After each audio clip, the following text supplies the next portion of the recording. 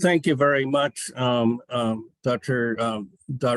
Darteria, and I very much want to express my appreciation to Metabolism and Target Organ Damage for the opportunity also to speak about this topic that I'm very passionate about, which is really how we can intervene on multiple risk factors to reduce cardiovascular complications in people with diabetes. So I think, as everyone knows, there's an increase in global prevalence of diabetes, expected to reach 643 million people in the world by 2030 and almost 800 million by 2045, where the worldwide prevalence is going to be over 12%. And many of these cases are in the Middle Eastern and South Asian areas and Western Pacific parts of the world. So we especially need to be aware of that. I think this audience well understands that cardiovascular diseases are the leading causes of death in people who have diabetes. So we really need to think of diabetes as a cardiovascular condition. This is absolutely critical. And this very nice paper involving nearly 2 million people from the UK showed that actually peripheral arterial disease and heart failure were the most common first manifestations of cardiovascular disease in people with diabetes. That was followed by angina and non-fatal MI. So there really is a need to try to identify people in the subclinical phase before they get these complications, these cardiovascular complications of diabetes.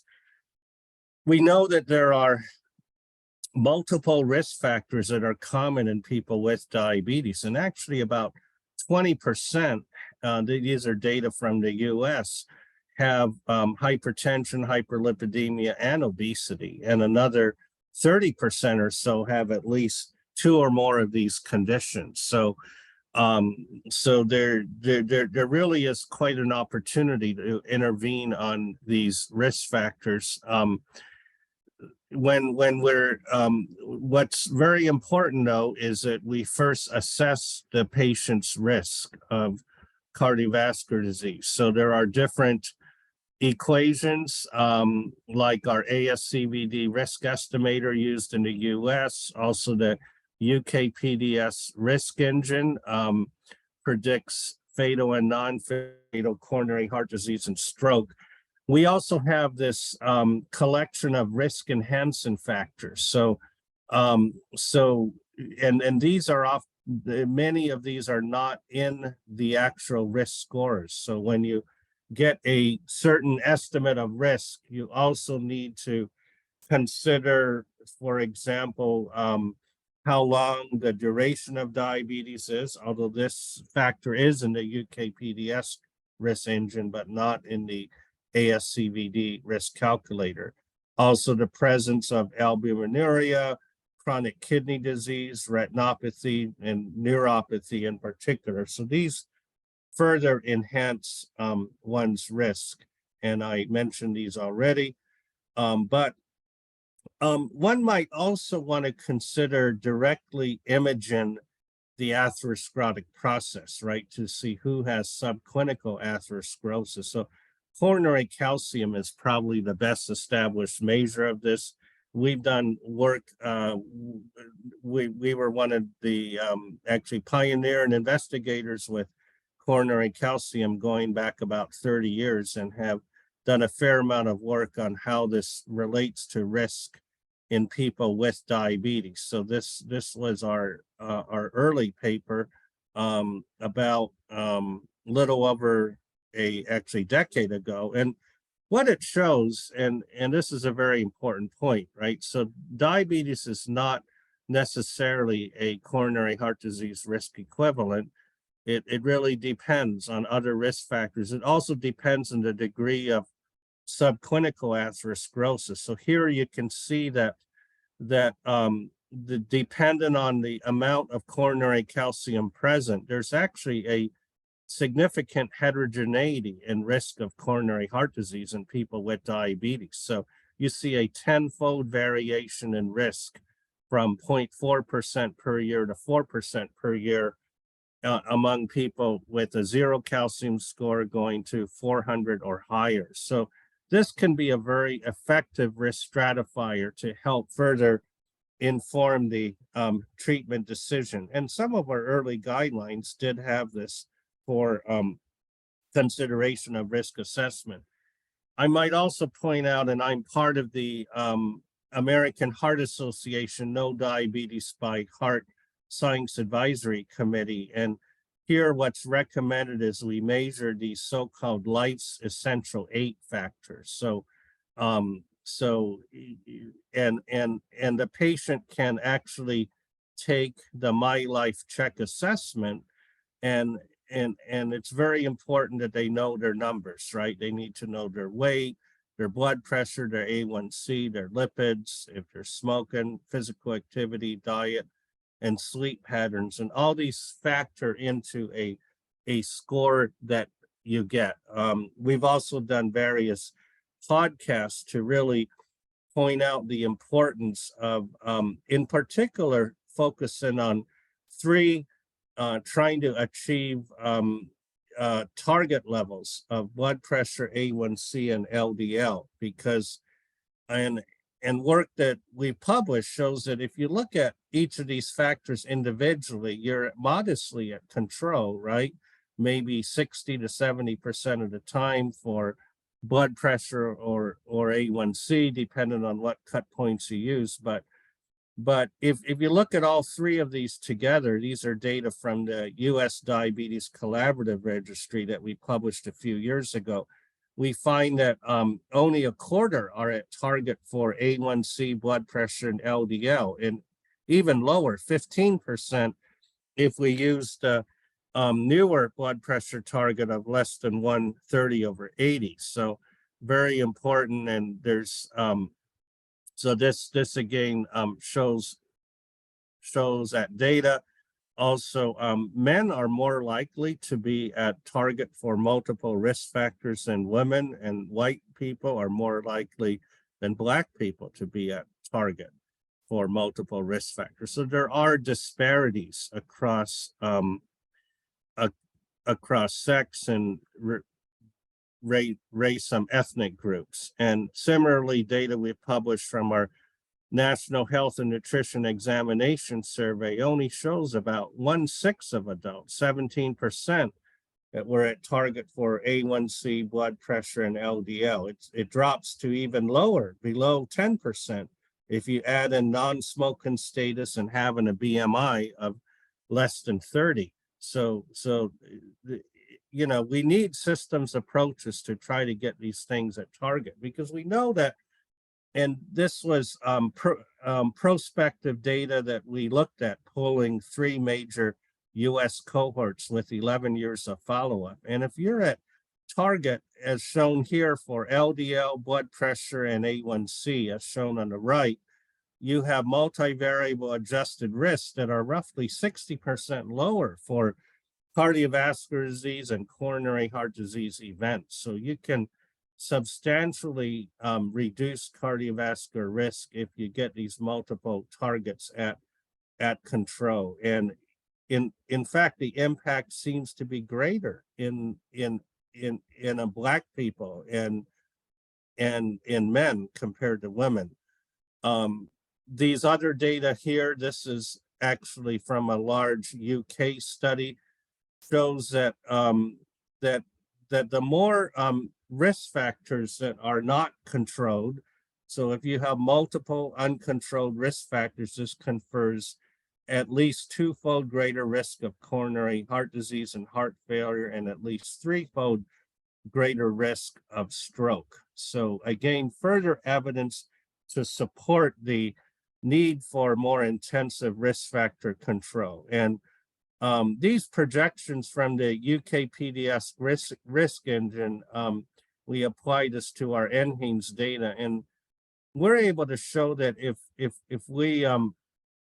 we aggressively control risk factors, we could potentially prevent a projected 55% of coronary heart disease events. So that, of course, falls in very nicely with Peter Gade's clinical trial, fairly small number of patients, but the Steno-2 trial has been well publicized because it involved a multifactorial intervention, involving controlling all the parameters we talked about and even more.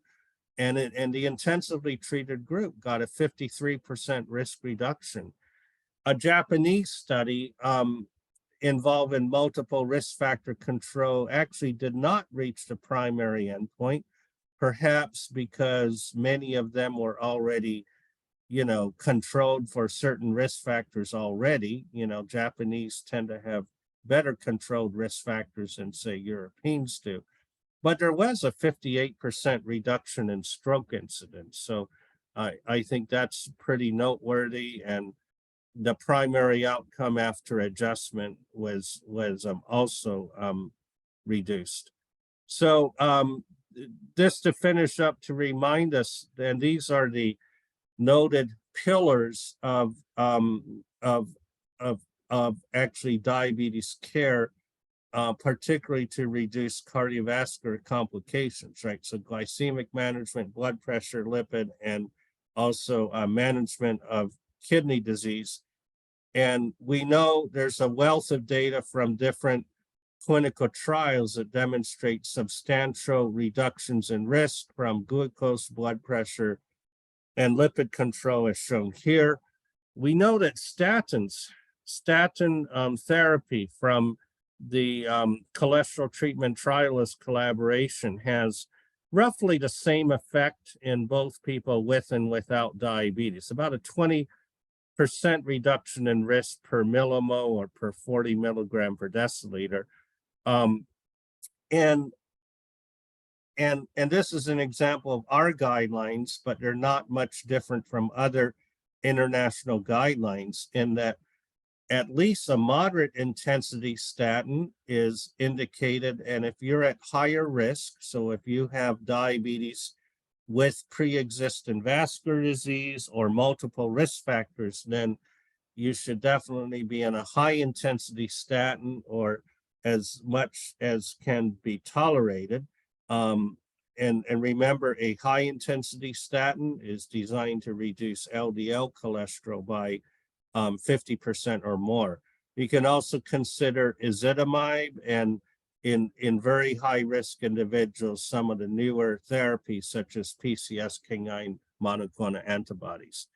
The REDUCE-IT clinical trial was widely publicized because it demonstrated for the first time that an eicosapentaenoic acid-based therapy called icosapent ethyl, pure EPA, was able to substantially reduce cardiovascular risk beyond statin therapy by another 25%, with similar reductions in those with and without diabetes. So this largely led to several guidelines, international guidelines that recommend for people with high triglycerides the use of icosapent ethyl, not so much to lower triglycerides, although it does lower triglycerides, but presumably through antioxidant and anti-inflammatory effects, you're also lowering cardiovascular risk. And blood pressure control, this is the only slide I have on this, but we know from UKPDS and other studies that intensive blood pressure management can reduce both micro and macrovascular complications. We generally start with one agent unless one is 20 millimeters of systolic or 10 diastolic above target. Then you really should start with a fixed dose combination or two drugs, and ACE inhibitors or ARBs in particular if the patient has albuminuria or coronary artery disease. Lastly, just briefly, we know there's a lot of attention on these newer diabetes agents that are rapidly becoming established also as cardiovascular agents because they have cardiovascular outcomes data, right? So the GLP-1 receptor agonists and the SGLT2 inhibitors. I won't go through all the mechanisms here to save time, but the main point here is that in those patients with type 2 diabetes at higher risk, so if they have multiple risk factors or have ASCVD, chronic kidney disease, or heart failure, you really should consider these independently of metformin use, okay? And even the latest ADA guidelines are saying to actually consider them first, but I wouldn't say necessarily withdraw the metformin if the patient is already on metformin, but particularly if you do have these available, they have cardiovascular outcome benefit, and we need efforts to get these drugs more accessible because unfortunately they are still branded therapies, so they're expensive. The last slide here is just to remind you of our cardio diabetes care team. Involves a close collaboration between the primary care physician and other specialists, pharmacists, nurse practitioner, and very importantly, lifestyle interventionists. So this is absolutely critical. So if we're to make a dent in the cardiovascular risk that we're continue to see in people with diabetes. So with that, this in conclusion, we talked about cardiovascular risk assessment being the first step to determine intensity of therapy. We talked about the importance of composite risk factor control, which is still very poor, not only in the US, but throughout the world. And such multiple risk factor control can reduce cardiovascular events by 50% or more. There's still remains significant disparities in underserved groups. And then finally, we talked about the need for greater implementation of guideline-based therapy for lipid, blood pressure, and in particular, these newer evidence-based diabetes therapies at lower cardiovascular risk. So thank you very much for your attention. And if you have any questions, I'm happy to try to answer them. Thank you. Thank you so much, Nathan. That was just as good as I'd hoped it would be. And I'd ask the audience, if you do have any questions, please put them into the chat box and we'll try and get them to answer. I'll start, if I may, while people are writing. I'd like to pick you up on something that you said close to the very beginning, actually. You said that diabetes is not a cardiovascular risk equivalent, which is against everything that most people have said. There's the data from Steve Hafner. There's the data from the Danish group from, I think, 2009 that showed mortality was exactly the same for people with diabetes without cardiovascular disease than those people who did have cardiovascular disease without diabetes. And so I'm confused now. And what should we be telling people? Yeah, so the whole concept of diabetes as a coronary heart disease risk equivalent, as you say, started with really Steve Hafner's paper that was really in Finnish men, right? So it was not a worldwide population representative sample, but it was Finnish men. And so, so I think like with any other condition, even coronary heart disease, okay, we're now not lumping everyone with ASCVD into the same bucket, and we shouldn't be doing that with diabetes either, because there's a wide heterogeneity in risk. I think you'll certainly agree with me that those with multiple risk factors, or those with longer duration of diabetes, or those with significant coronary calcium scores, as I showed, are at much higher risk than those without disease or without risk factors or short duration. So, and certainly those in worse glycemic control, right, are going to be at higher risk. So we shouldn't necessarily say you're at extremely high risk just because you have diabetes. You are definitely at higher risk, okay, but this is the whole rationale for proper cardiovascular risk assessment in people with diabetes, because they shouldn't necessarily all be treated the same. There's some that are very high risk if they have pre-existing vascular disease. There are others that are young and were recently diagnosed with A1C barely above the diabetes cut point and maybe with few risk factors, and they're going to be at much lower risk. So the point here is we shouldn't, yes, they're at higher risk in general on average, but they're not necessarily risk equivalents. It depends, right?